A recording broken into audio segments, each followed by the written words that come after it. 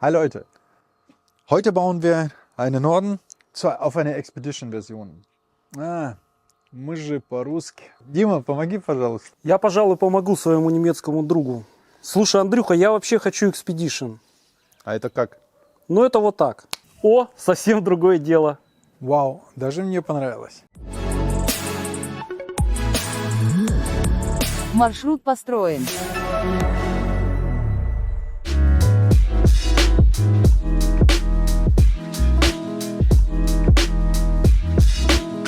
С момента выхода Expedition меня не покидала мысль поставить свой Norden на подвеску от Adventure R. И сегодня в качестве эксперимента мы попробуем переставить полностью подвеску с этого мотоцикла на этот и посмотрим, что получится. Перед началом работ мотоцикл стоит на боковой подножке. Я хочу сделать контрольные замеры, чтобы понять, насколько поменяется клиренс и высота по седлу.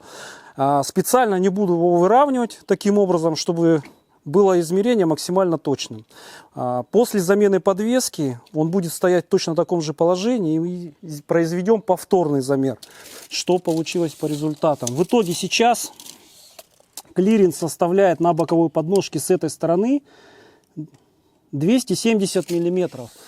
И возьмем одну контрольную точку в середине вот седла и померим здесь, насколько изменится клиренс. Сейчас он составляет здесь, этот размер от седла до пола, это 775 миллиметров.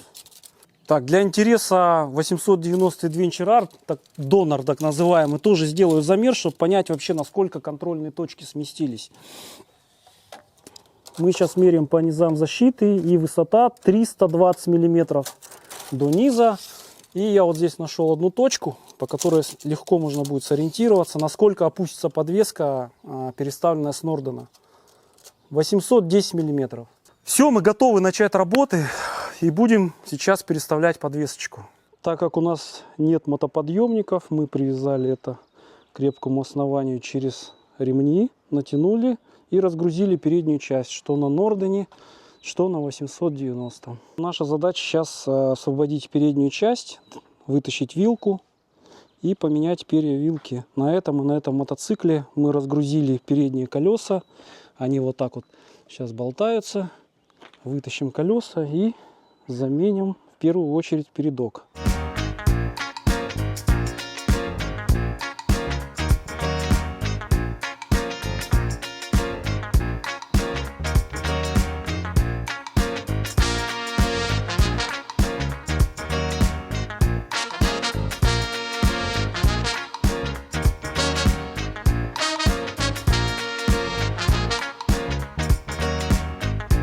Мы демонтировали перья вилки с Нордена и с КТМ.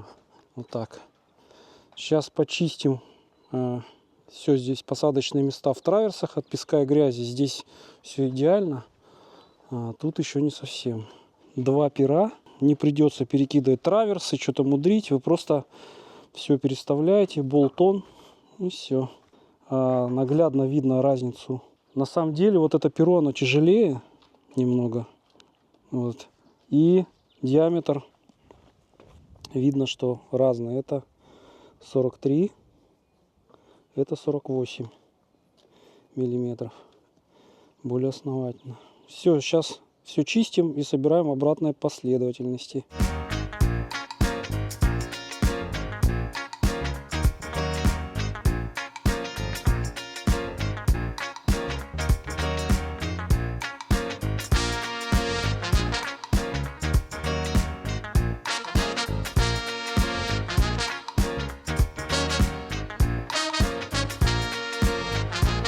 Поставили перья вилки, собрали крыло, все закрутили на фиксатор резьбы, установили суппорта тормозные и сейчас протягиваем моментом 45 ньютонов вместе с фиксатором резьбы. Ось мы пока нижние болты не протягивали траверсу. После того, как мы закончим здесь сборку, снимем мотоцикл с подставки, попробуем прокачать, прогрузить вилочку до конца и после этого, чтобы все отцентровалось, и протянем как раз все оси.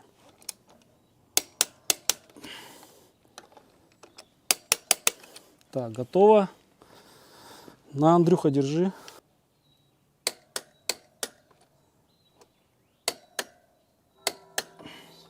Готово.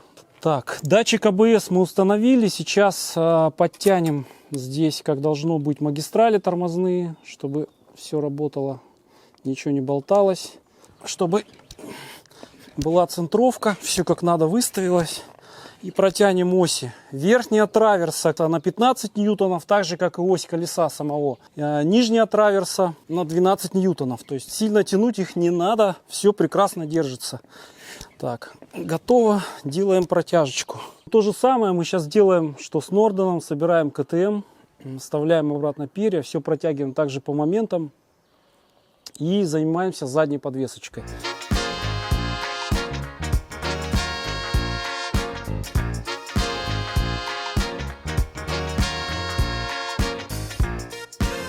Пока Андрюха дособирает КТМ, сейчас ставит суппорта, я выставил уже Нордена и разгрузил заднее колесо.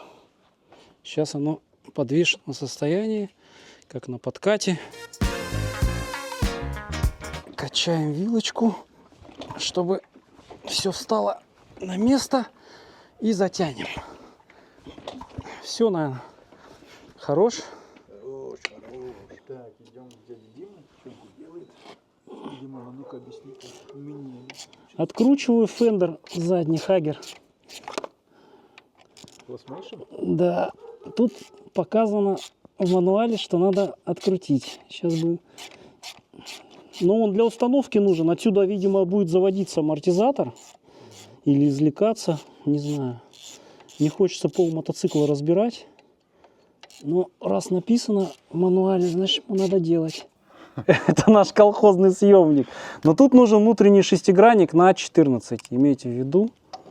Вот. И все крутится в обратную здесь резьбу. Вот с таким вот звуком. Поэтому сейчас мы изымем амортизатор. Амортизатор вот вынут, и надо его... Он подсоединен там у тебя? Нет, мы же вытащили. Вот, извлекли аморт. Ага. Класс. Как вы бомбите? Да. Сейчас займемся тем же самым на КТМ. Так, Выкручиваем верхний болт амортизатора. что ему получается? Да вроде сейчас. Опа. Та-дам! Вот он, задний амортизатор. Все ставим на Нордена и собираем все обратно. Ох. Помимо регулировки преднатяга еще компенсационный бачок. Соответственно, из-за него приходится чуть-чуть больше подразбирать мотоцикл. И вот так это все выглядит. Но все ставится болтон. Никаких дополнительных заморочек не требуется. Просто чуть больше подразобрать мотоцикл. Сейчас ставим аморт на Нордена. Дим, как ты думаешь, вес большой между? Слушай, ну этот, по ощущениям, процентов, наверное, на 20, на 30 потяжелее, чем этот. Вот. Но это и понятно, потому что он, в принципе, как бы более такой, знаешь, основательный. Так как амортизатор OTR-версии, для того, чтобы установить, необходимо частично будет подразобрать сцепление, вот крепление тросика и крепление вот заднего бачка. Сдвинуть все сюда, потому что мешают провода, натягивается все. Вы просто туда не установите амортизатор. Вот мы сейчас изымали там сырки, тоже намучились. В итоге это все проще и быстрее открутить 3 болтика и установить амортизатор на родину. Плотные очень посадки. Установили амортизатор. Здесь момент затяжки, здесь абсолютно одинаковые, по 80 ньютонов. Дособирали до конца сцепления, что мы частично разбирали, и тормозные крепления бачка. Все сейчас собрано, проверяем. И, в принципе, осталось только поставить колесо, и мотоцикл собран. Все, мы закончили работы по этому мотоциклу. Все установлено, собрано. Ось протягивается 100 ньютонами. Не забывайте, если будете менять или снимать колесо, снимать датчик АБС, чтобы было, не дай бог, его не оторвать, ничего не повредить. В принципе, все готово. Я еще на нем даже не сидел. Мы только его сняли с подката. Но первое впечатление, то, что он стал реально выше. Замеры, скорее всего, это покажут. Все работает. Сейчас будем, так как уже темнеет, быстренько собирать этот мотоцикл. Да, я забыл рассказать, Андрюха, спасибо. Так как подвеска немножко стала выше, мотоцикл, вернее, стал выше, необходимо еще поменять подножки боковые. С этого мотоцикла переставить сюда подножку. Ну что, ребята, весь процесс перестановки подвески вы видели своими глазами. Не обошлось без некоторых мучений, но результатом я очень доволен, мне все нравится. Мотоцикл стал ощутимо выше по сравнению теперь уже с простой версией КТМ 890. Сейчас возьмем рулетку и сделаем повторные замеры, что у нас получилось. Начнем замеры теперь уже с Expedition. Была выбрана точка по седлу. И сейчас я сделаю повторный замер, какая высота у нас получилась в этой контрольной точке. Ровно 800 миллиметров. Это по точке по седлу. И я брал угол от защиты, клиренс, поднялся. И теперь составляет ровно 300 миллиметров. Так, что у нас получилось с КТМ 890? Мы брали за контрольную точку здесь переход седла. И здесь получилось 78,5 сантиметров. А низ мы брали здесь. И у нас получилось 32,5 сантиметра. В среднем мотоцикл опустился приблизительно где-то как раз на 20 миллиметров. Ну и самое главное по ощущениям. Теперь, когда я сажусь на этот мотоцикл, высота стала ощутимо больше. Если раньше я полной стопой наступал до земли двумя ногами, то сейчас я достаю до земли только носочками. Такой мотоцикл подойдет более низкорослым райдерам. Ребята, но не забывайте, если вы переставляете подвеску, то кроме передней вилки заднего амортизатора вам необходимо будет поменять также подножки, потому что высота мотоциклов изменится.